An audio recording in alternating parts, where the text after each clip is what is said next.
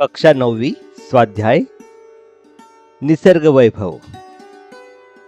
सूचना के अनुसार कृतियां कीजिए।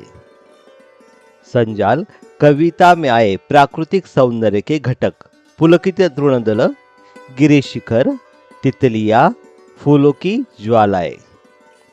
कविता की पंक्तियों को उचित क्रमानुसार लिखकर प्रवाह तख्ता पूर्ण कीजिए। एक दिया है परिचित मकरत आंगन में, दूसरा अभिशापित हो उसका जीवन, तीसरा अनिल स्पर्श से पुलकित तृणदल, चौथा निश्चल तरंग सी स्तंभित। सही क्रम देखेंगे।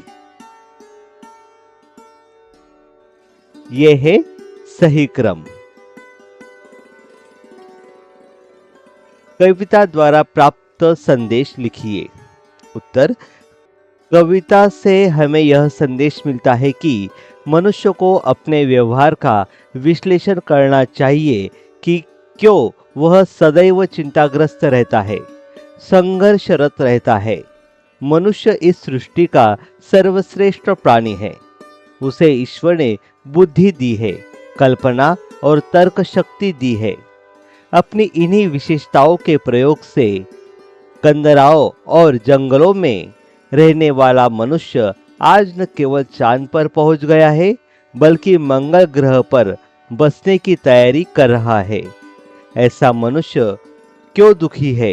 मनुष्य को अपनी स्व केंद्रितता तथा अपना अहंकार छोड़कर वसुधैव कुटुंबकम की भावना अपनानी चाहिए। कविता के तृतीय चरण का भावार्थ सरल हिंदी में लिखिए। उत्तर: रंग बिरंगे फूल आंखों को शीतलता प्रदान करते हैं। मधुर से भरी हुई कलियों का रस भौरों का दल पीता है। तितलियां उन पर मंडराती है। दूर कहीं वन में किसी पेड़ पर बैठी कोयल नवांकुरित पत्तियों की छाया में अपने सुरीले कंठ से रुक रुक कर मधुर गीत सुनाती है। भाषा बिंदु: निम्नलिखित मुहावरे कहावतों में से अनुपयुक्त शब्द हटाकर उपयुक्त शब्द लिखिए। पहला है टोपी पहनना। सही है टोपी पहनाना। दूसरा है कमर बंद करना। सही मुहावरा है बोलती बंद करना। गेहूं गीला होना। सही है आटा गीला होना।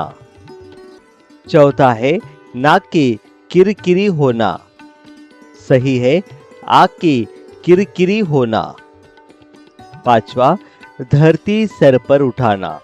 सही है आसमान सर पर उठाना। छठा है लाठी पानी का बैर।